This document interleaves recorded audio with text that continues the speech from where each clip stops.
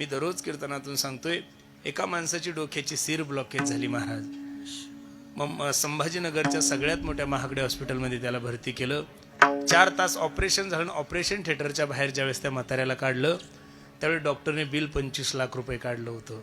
जुनं म्हातारं होतं, 70-75 80 वय होतं त्याचं. ते बिल पाहिल्यानंतर म्हातारं जोऱ्या जोऱ्यात रडायला लागलं, ढसाळ रडायला लागलं. डॉक्टर माळकरी होता, डॉक्टरला दया आली. ओ बाबा ऐका ना, ते बिल जर तुम्हाला थोडं जास्त वाटत आलं तर त्यातले मी 10-5 लाख रुपये कमी करतो, फक्त तुम्ही रडू नका, तुम्ही माझ्या आजोबासारखे दिसतायत. म्हातारा हसलं. डॉक्टरला सांगतं, वेड्या, अरे मी संभाजीनगरचा आहे रे. समृद्धी महामार्गामध्ये माझी 12 एकर जमीन गेली. त्यात काही डाळिंबाचे झाडं होते, काही आंब्याचे झाडं होते, 4-5 विहिरी लोकांच्या सांगण्यावर मी खंदून ठेवल्या होत्या.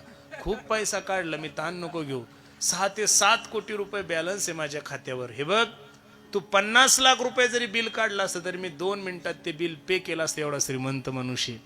डॉक्टराला आश्चर्याचा धक्का बसला. बाबा, एवढे जर तुम्ही श्रीमंत आहात, एवढी जर तुमच्याकडे प्रॉपर्टी, एवढे जर तुम्ही खानदानी आहात, तर ते 25 लाख रुपयाचं बिल पाहून तुम्ही रडता का?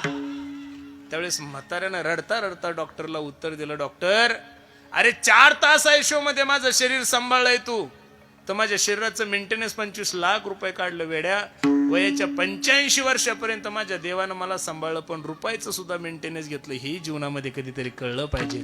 अरे, घरपट्टी जर नाही भरली तर तुम्हाला ग्रामपंचायतला उभं राहता येत नाही. हा ग्रामपंचायतचा GR आहे ना पेरे पाटील. वा वा वा. अहो, तुमच्यामुळं महाराष्ट्राला ग्रामपंचायती कळाल्या नाही तर ग्रामपंचायतच लोकांना माहिती नव्हती महाराज.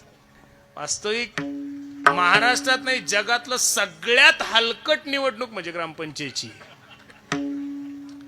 खाता तर काही येत नाही आणि लोक भांडणं केल्याशिवाय राहत. एखादा सरपंच झाला आणि त्यानं 500 एकर जमीन घेतली, एखादा माणूस तुम्ही दाखवा, हा सरपंच होऊन त्यानं 10-5 एकर विकली, अशी मी तुम्हाला नावाने सांगू शकतो. माझी आई 1,500 सरपंच झाली होती. किती? 1,500. फक्त 2 वेळेस चहा पाजला होता. महाराजाची माय म्हणून लोकांनी सरपंच केलं होतं तिला, बहुमताने सरपंच केलं, पण तिला काहीच कळत नव्हतं. सही सुद्धा मी शिकवली होती. म्हणलं, माय तू अशी अशी सही करत जाय. एक तर काही खाता येत नव्हतं आणि खाऊ देताही नव्हती. मीच राजीनामा घेतला. म्हणलं, तू सही कर आणि देऊन टाक. एक तर तुलाही खाता येत नाही, दुसऱ्याचं पोट दुखतं. ज्याचा त्याचा तो व्यवसाय, ज्याला त्याला जमत नाहीये.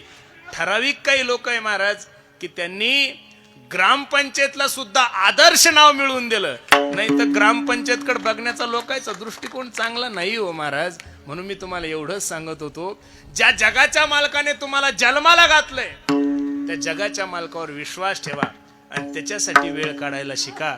बाकीच्या जेवढ्या काही गोष्टीला तुम्ही जीवनामध्ये प्राधान्य देतात ना महाराज, हे सगळे नाते, हे सर्व संबंध, हे सगळी प्रॉपर्टी, याचं सर्वांचं वर्णन करत असताना साधू संतांनी किती गोड प्रमाण खर्च केलंय. जोवळी चळण का तोवरी मनती माझा, मानती लहान थोर देह सुखाची आकाजा, इंद्रिय मावळली आला बागुल, आजा कैसा विपरीत झाला तुझी देह नव्हे तुझा. जोपर्यंत सत्ता आहे, जोपर्यंत संपत्ती, जोपर्यंत पद आहे, तोपर्यंत लोक तुमच्या माग माग फिरतात महाराज. काही लोकांचं टोपण नाव अण्णा असतं बरं. अण्णा आजारे सोडून आणि तुमच्या संभाजीनगरच्या अण्णा सोडून बाकीचे सगळे अण्णा धरा. अण्णांनो, लक्ष देऊन ऐका माझं.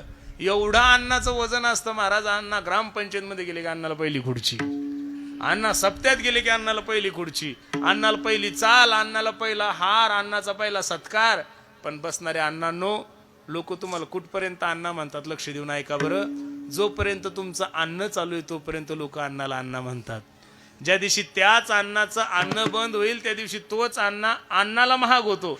एवढं जरी आजकालच्या अन्नाला कळलं तरी खूप झालं. जन हे सुखाचे दिल्या घेतल्याचे, अंत हे काळीचे नाही कोणी.